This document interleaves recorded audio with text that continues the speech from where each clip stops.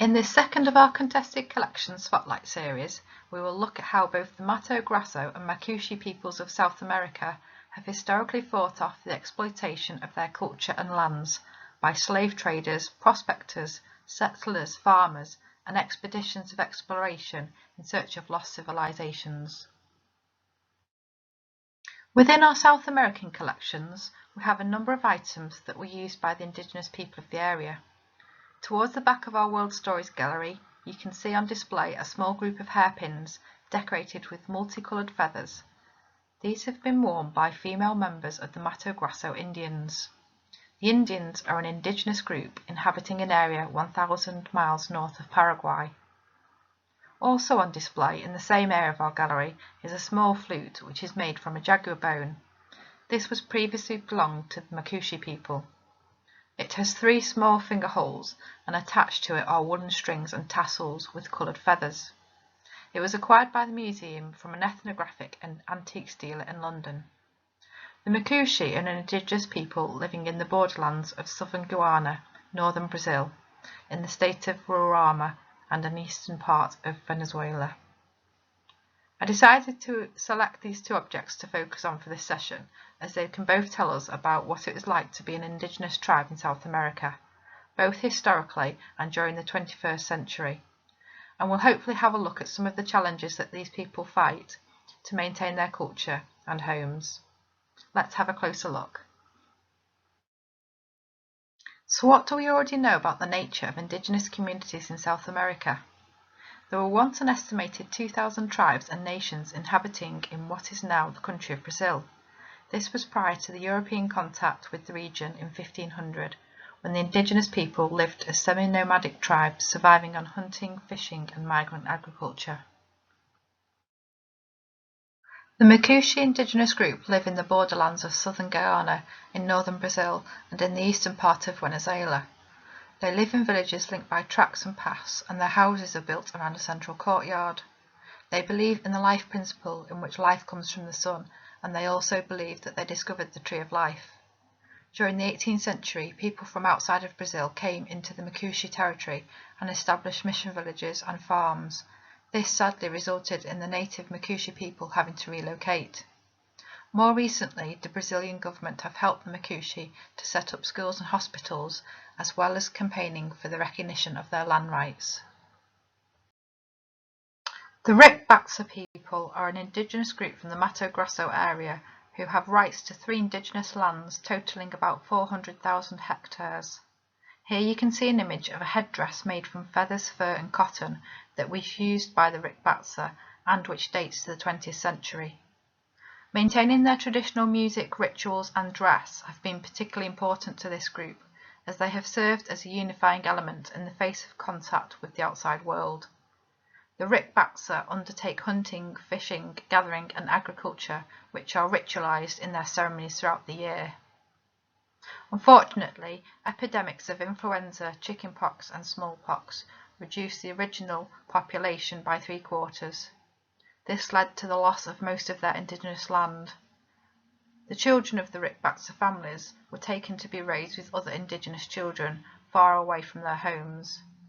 Those adults that remained were gradually moved to larger villages that were administrated by Jesuit missionaries. Upon the demarcation of the Rikbaktsa indigenous land in 1968, the children managed to return to their families. The missions helped the indigenous people to protect their rights and culture, and also their influence can be largely responsible for the recovery of the Rikbaktsa's population. Another indigenous group of the Mato Grosso area are the Bororo Indians. We know that as late as 1880, Bororo undertook raids, and as a result, soldiers were required to patrol land on the outskirts of Mato Grosso's capital. The Bororo are another indigenous group that sadly suffered because of disease and warfare. Explorers, slave traders, prospectors and other indigenous groups all caused a reduction in the Bororo population. Although their population was reduced, there was still as many as 5,000 to 10,000 Bororo occupying the central and eastern Mato Grosso. The area historically attracted expeditions of exploration, including the British captain Percy Fawcett, who was in search of the lost city of Zed. During the Age of Exploration, as it has been termed, in the 15th century, when many countries in Europe colonised the Americas, the resulting impacts upon the cultures living in the indigenous lands were detrimental. The new settlers encountered confrontations with the indigenous peoples who fought to keep their land. In travelling to the Americas, the European settlers brought with them European diseases, and as a result the indigenous population declined from 2 or 3 million to a slim 300,000, recorded towards the late 20th century. It was the nature of the European lifestyle of living closely with their domesticated animals from which these diseases originated. The Europeans had much greater antibody resources, unlike the indigenous peoples, who were very vulnerable to these new diseases. Smallpox, typhus, influenza, diphtheria and measles all swept the Americas, killing up to 95% of the indigenous population. It was well before the settlement of Brazil by the Portuguese in 1516 that slavery was being undertaken. Essentially, there was slavery between the local indigenous tribes themselves. When the first colonists began to make a permanent settlement in the area, they used local indigenous labour to execute a subsistence economy. During the transatlantic slave trade, Brazil received more African slaves than any other country, with almost 5 million slaves thought to have been brought to Brazil in the period between 1501 and 1866. Brazil was the last country in the Western world to abolish slavery, and sadly by the time it was abolished, 40% of the total number of slaves brought into the Americas had been brought to Brazil. By the late 19th century, the population of Brazil was 10 million, 15% of whom were slaves. Essentially, the nature of the social, political and economic makeup of Brazil has been largely moulded by the transatlantic slave trade. Indigenous groups, Portuguese colonists and African slaves have created what is essentially a melting pot of Afro-Brazilian culture. The merging of race, creed and religion through intermarriage between slaves and indigenous people have to a large degree shaped Brazil. This makes it more incredible that indigenous groups such as the Mato Grosso, Rikbaktsa, Bororo and Macushi have all, against all the odds, managed to retain their native culture and lands. Mato Grosso is Brazil's third largest state. It is twice the size of California and is also the nation's main agricultural producer. During the last 15 years, the expansion of agriculture in the state has helped Brazil become one of the world's top producers of soy, corn, cotton and other staple crops. In 1977, the state was split into two halves and the neighbouring state of Mato Grosso do Sul was created from the other part of its territory. Unfortunately, to enable the agricultural development of the region, large areas of forest land are being cleared. This leads to a loss in the natural and unique biodiversity of the Mato Grosso region, which is covered in verdant green Amazon rainforest. In the second half of the last decade, the rate at which the forest land in the state has been cleared has reduced significantly.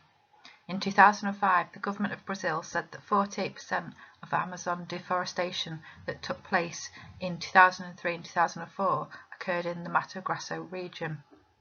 Although some deforestation is part of the country's plans to develop its agricultural and timber industries, other deforestation is the result of illegal logging and squatters.